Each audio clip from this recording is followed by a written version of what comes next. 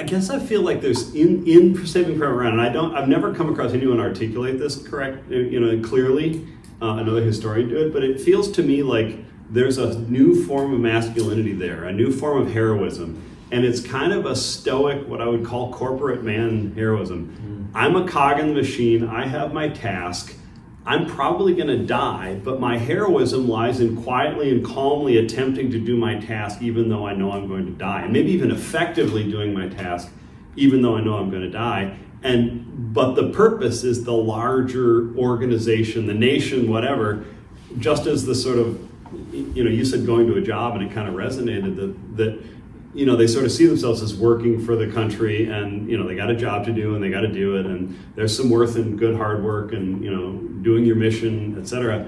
And the sort of heroism lies exactly in Tom Hanks sort of quietly, stoically being dedicated to the mission. And that's part of why they have to debate this mission. It's like, is this worth it?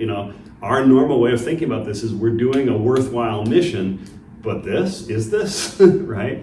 And so it's sort of laying bare what I think is a weird sort of corporate masculinity, or a sense of, or maybe it's just a nationalist masculinity, but it's an idea that masculinity, heroism, is not in winning the battle, etc., although they happen to win all the battles in that movie. But but heroism is just stoically being willing to do your job, even though you might die doing it, because you believe the larger mission is worth it, and you have to do your part for that larger mission.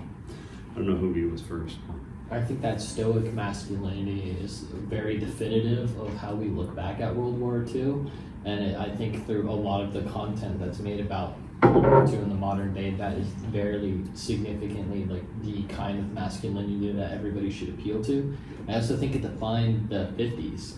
It was very much a part of the keep the wife in the house, and the husband is the stoic, unfeeling human being that just does his job with not even a smile, but out of duty. And I think that's very definitive of masculinity. That's one thing that a lot of people don't make the connection, is that all of those guys doing the corporate jobs with the wife in the suburbs and 2.4 kids in the new Chevy were World War II veterans. Not all, but a significant number of them were World War II veterans. And they were, I think a significant number probably had PTSD and drank themselves through it. You look at the 1950s and the amount of alcohol that was consumed, it was astonishing. And I think a big part of that was just that all these war veterans came back, and it's the only way they could deal with PTSD is just to drink it away. Well, and what I noticed in the movie that kind of goes to the corporate, cog in the machine, nationalist sort of masculinity is that a lot of the Tom Hanks, who's kind of the ideal guy, the guy who's they're all kind of striving towards a little bit, is they present him not as this perfectly inscrutable masculine figure, but as someone who's trying to be the best version of himself he can, and overcoming all of his deficiencies, his a shaking hand and stuff. This is something that people can see, and people notice that this is not the most masculine thing. Having some sort of little tremor or something you can't control about yourself is not the most masculine thing. But through it all, he overcomes it. And then also I think it's interesting that the choice they had that he doesn't die until the planes start. Yeah. Strafing the ground and bombing everything. He gets to be certain that they won. This was a glorious. Well, he gets to say there are the angels on our shoulders. Yeah. And then die. Yeah. And I think that was interesting because there is this element of holy war too, and sometimes when the snipers when we get the sniper before he gets bombed to bits, he's saying his prayer, kissing his rosary between every single shot he takes. Yeah. And so there's this element of working towards God's mission and part of it too. Mm-hmm. What? I think too there's just general affection towards the captain as a leader. And I think that really comes through for a lot of World War II movies and even literature that I've seen, is that there's even in World War I too though, because you had that affection towards Cap as well. So there's always and then there's also that anti-affection if you have a really abusive drill sergeant, you hate him. So if you can get in with your group of guys or whatever that you're leading, then they're going to kind of follow you. And so if you tell them what the mission is, so I think there is that sort of connection there too. But yeah, a lot of I'm just thinking the point you made with the Stoicism and a lot of the films I've seen, and they're definitely, I'm thinking of one with Michael Caine in it, The Eagle Has Landed, where he plays a German. It's kind of a ridiculous movie, but they land in Britain with this whole other spy plot or whatever.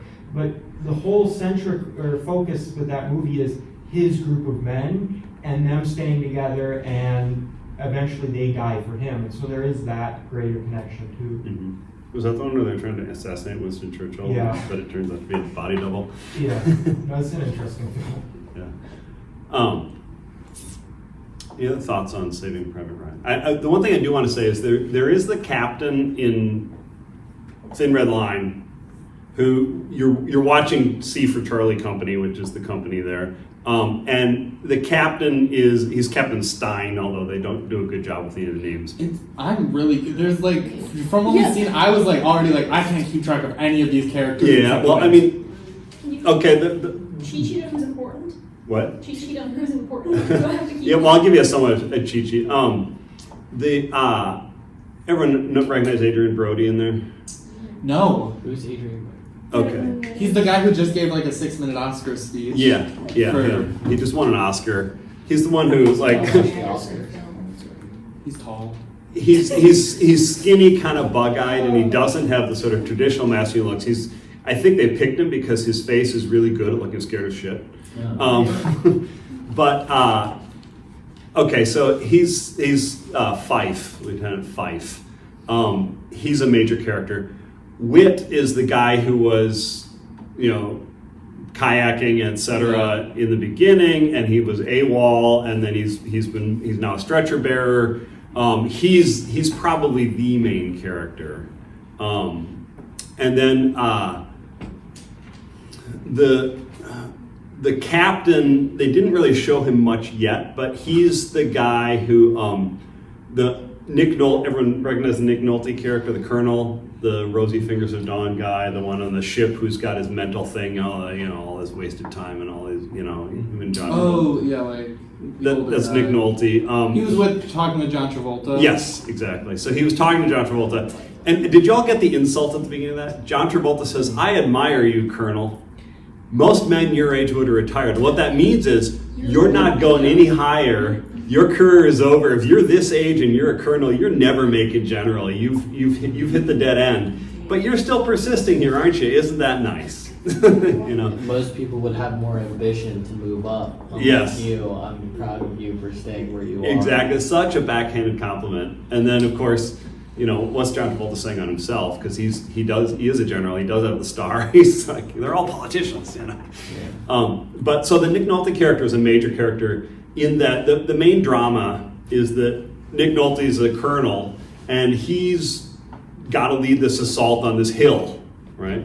And so he's sending C Company up there, and Nick Nolte thinks the only way to take there's a bunker at the top of the hill, a couple bunkers, machine gun nests, and the only way to do it is just charge up the hill because there's a forest over there and he doesn't think they can get through that, and then there's a drop off over there down to the river and you can't go that way, so charging straight up the hill is the only way to do it.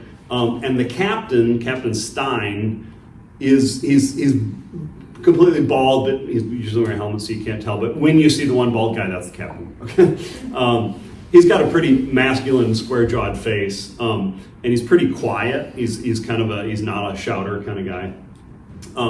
Watch how that captain gets treated as the movie goes on, because it's a really interesting comparison to the Tom Hanks captain. Right? They're both captains, and they're both beloved by their men to a certain extent, but the message of the movie is very different. And then there's a collection of soldiers who have their moments, right?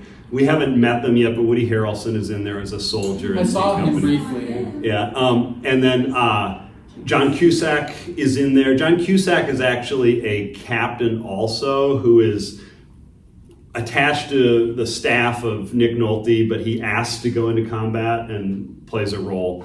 And then Was Trying to the think. ginger guy who stole a gun, was he important? Who stole the pistol? Sort of. I mean, he's very important in the novel. It's Lieutenant or Corporal Well, he Corporal Private Dahl. You know, a character steals a gun at the beginning of the movie, your Yeah. mind can only go one place. I mean, part of the. I mean, I did forget to put the Jones reading up there. Apparently, I didn't see it. You guys didn't find it there, but did you find it? I did, yeah. Oh, okay. Oh, then I missed it. But anyway, Dahl is a major character in the movie because he's sort of unsure of his own masculinity, and he's sort of a blowhard kind of tough guy, but you know he's not actually that tough. And there's a whole lot in the novel, and the novel is super long. It's like 600 pages. And I think it's really well written. It's an interesting novel. The one drawback is that everybody has one syllable, four letter names. You know, it's maybe 5 letters, but you know, Mozzie is the most complicated name you get. Otherwise, it's Stein and Dahl and Toll and Fife, and you know, it's like, what are you doing? Yeah, Nick Nolte's character is Colonel Tall. So Fife is interesting. The Indian sort of bug-eyed guy is interesting because he's sort of like Oppum in Saving Private Ryan. He's the scrawny guy who's not very masculine, and can he overcome his fear, etc.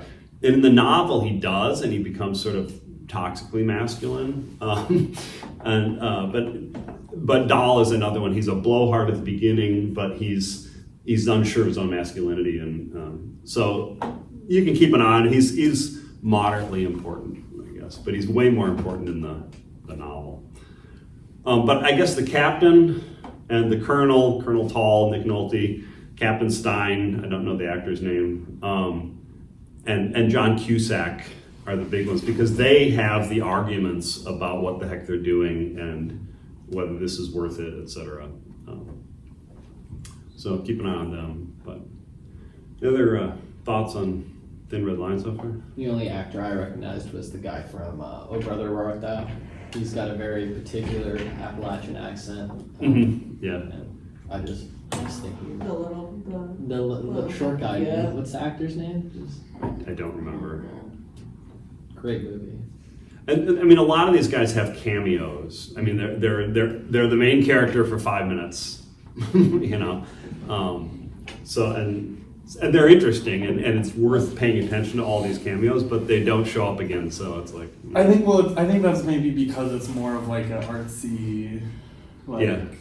like all of the shots of like it's so unexpected for a war movie to open with like extended shots of like the jungle and the Yeah. ocean. And, like, Oh yeah. Like, and then I thought it was so interesting how like it starts with the like little bit of voiceover of like the war of nature, and In then, a like, southern accent. I Yes. always like the southern accent has a real weight when you're talking about nature as evil or forces in the universe. And then or- and then it goes like to like the like these like tribal children playing in the sand, and then it's like opens up into this world where these 2 soldiers are AWOL and like part of this peaceful little community on some random island.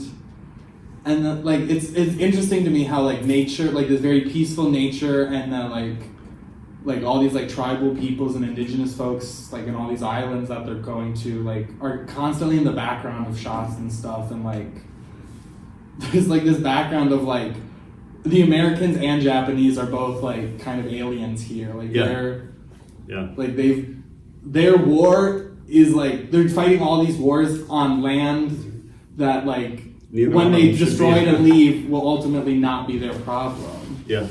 Okay. And I think, especially compared to like the European fronts and everything, where I feel like the World War II is particularly aesthetic of rain, mud, gray, Yeah. sad. Yeah, like how in the Pacific Theater, like obviously it is mostly jungle, so there's lots of sun, and even there's like rain and trees, and it's just very pretty. And remember, in this movie, it's like 98 degrees and humid as hell, the whole movie. So just remember that. I don't know if you guys saw John C. Reilly is in there. Yeah, I did see him. See. He has a minor, there's a whole bunch of conversations that guys have. And so random dudes just show up and have conversations about the meaning of life and what it means to be a soldier or be a man, et cetera, and then they disappear again, right? So, you know, I don't know if you realize Sean Penn was the guy at the beginning, the I'm your best friend, you just don't, yeah, that was Sean Penn. Was he the one who told Wit he's no good for God's war? Yeah, exactly. That's Jeff Spicoli. That's a very from Sean Fast Penn. Times at Ridgemont Very High. Sean Penn role. That's funny. I feel like Sean Penn is in like nothing too.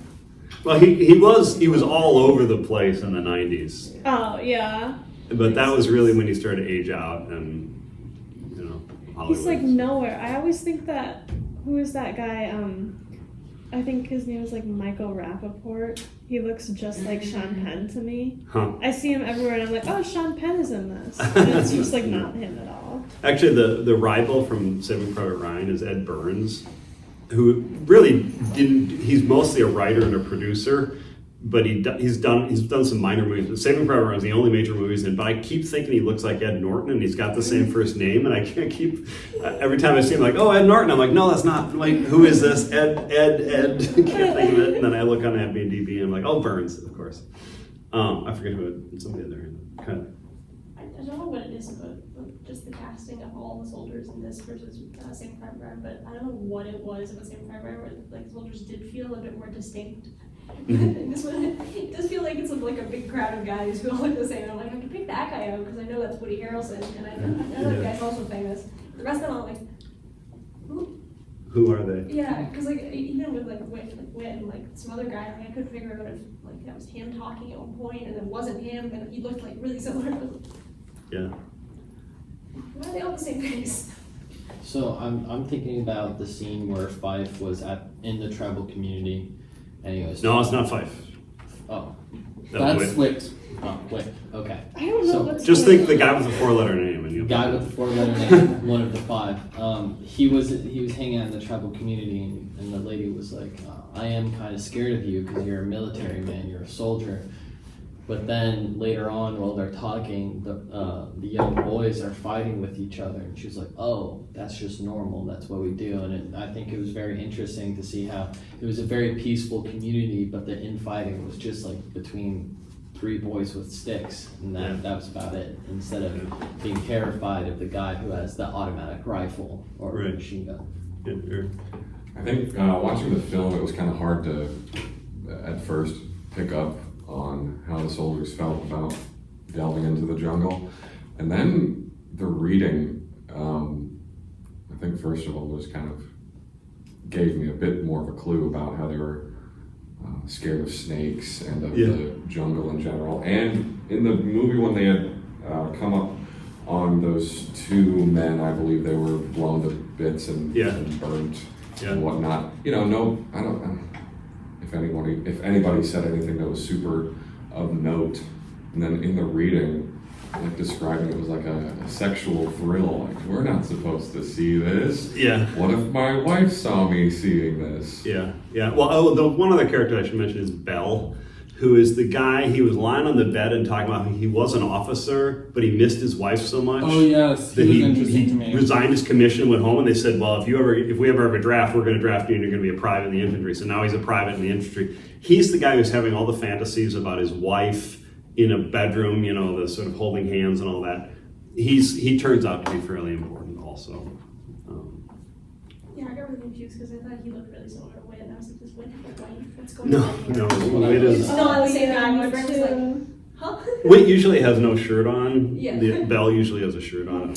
Wit seems to me, I feel like he's going to have like kind of a Jesus-y vibe, or like some Well, I mean, it's so sort of- funny you say that because I mean Mel Gibson made the film The Passion of the Christ about Jesus' crucifixion, and that guy played Jesus Christ. And, oh, he was Mel Gibson's. That's Christ. James Caviezel, who is the. But he just like the last scene we watched with him in it, he was like taking care of a dude, and like there was like there's just something about him, and then always being like shirtless and like kind of like I don't know, hippie-ish. Yeah, like, he does give He up ran hippie away vibe. from the war to like go live peacefully. He's really. I mean, he's probably the closest to a central character in the whole story, and he's fascinating in terms of how they're presenting his masculinity, precisely because of all the things you just said. He's like tender and caring, but he's also kind of this hippie, and he's running away from the war. And we'll see later, it's different again. Foreshadowing. I feel like the one I really got that like this was a much different like movie to Saving Private Ryan was like with the amphibious landing, because obviously like the beach paddle and Saving Private Ryan was really horrific, but when they were on the water, it gave me a sense of like ocean, ugh. But when they were on those boats and they both were just going Yeah. like that, I was like, oh my gosh. Yeah. That was the most stressful part for me. I was like, I don't like this. I thought the line of, if they didn't know that this beach was abandoned, what else don't they know, is really telling of how the soldiers felt about the leaders in the conflict. Yeah, and that, I mean, you can contrast that where the soldiers assume the leadership has no idea what the hell they're doing and this is all screwed up and they're just clueless, to Saving Private Ryan, where they're like, they might not like the Ryan mission, but they understand what it is and they can understand why the higher ups made that decision, and they don't question the landing on Omaha Beach, and they don't question whether the people higher ups know what the hell they're doing, whereas in Thin Red Line they do. Yeah. I wonder how they're going to depict the Japanese in this. It's I think it's pretty interesting how they depict the Japanese. I feel like in a couple other movies, compared to how the Japanese are represented, the Germans are not fodder. You know what I mean? This is one of the first Western Pacific War movies I've ever seen that depicts the Japanese as real human beings at any level at all. Not just as the faceless enemy or the strange monkey-like beasts we're fighting, but as actual human beings. But it's a very weird way it does it. So it's an interesting, keep an eye on that. It's an excellent point. I mean, I assume you're all aware that the propaganda surrounding the European theater and Germans and the Pacific theater in Japan was totally different. That American propaganda played the race card incredibly hard with the Japanese. They were monkeys, they were evil, they were satanic, they were always, the squinty eyes turned into almost devil's horns, and they're presented as ape-like, and the Germans are often depicted as, misguided but respectable foes, right? They're like us. They're just on the other side, so they're a respectable foe that we can have hand-to-hand combat with and come out, with our honor. But the Japanese are not, right? And this movie humanizes the Japanese, but it doesn't escape that entirely, and it's an interesting dynamic. Listen. Two things. One, it's just so funny how American propaganda played that race card without even realizing how similar that was to The Nazis are doing. fascist racism. Yeah. And they didn't even realize that, it seemed, when they were making all the really racist propaganda. Or throwing them in camps. Yeah. Or doing that. They didn't, I mean, what about sending people to prison camps for literally nothing other than their race? Do they not see as being similar to the Nazis? Right, and they did not send German Americans to concentration camps. Even first-generation immigrant German Americans were not put in concentration camps. I mean, at least they weren't sending Japanese Americans into death camps. At least they weren't doing conditions weren't always that. great. The conditions were terrible, but at least they weren't gassing them all. At least they could. They weren't doing the Holocaust exactly, but still. Why? Yeah, I feel like that's the problem with war is you just get a whole bunch of well, this is how we have to fight it, so there's no other way. But then it ends up being the exact opposite of what whoever you're fighting is for, but it's really just as bad. But it's they always find a way of justifying it, so it's fine. Yeah, I was just gonna talk about the camps. The one that I visited, my uncle and I would go hiking up to very often.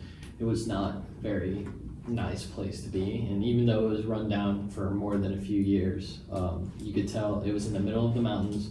The only way to get to it was a 3-mile hike uphill.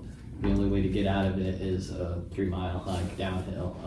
No roads, no anything like that. So I assume that they had them in as construction purposes and worked them very, very hard, which is pretty analogous to how Germany used their concentration Yeah, camps. I'm not sure there was. I'm not sure about forced labor in the camps. I'm not at all sure. I don't know if you guys remember I mean, I don't know how many of you have seen Star Trek, the original like '60s TV show. You've seen reruns of that with, Leonard Nimoy, etc. Or even some of the movies that have the original Star Trek cast in them, the Star Trek movies. If you remember Sulu, George Takei was the actor who played Sulu in the '60s show. He was actually interned in a camp when he was like 4 years old in World War I because his family was Japanese, and he was interned, and he has memories of that camp. He's still alive. He's still on Twitter, Blue Sky, whatever. But That just reminds me of like all the Nazis that were brought over to work for NASA and stuff. It's just like, it's okay. We're just gonna erase that like part of your past, and then you can work for us.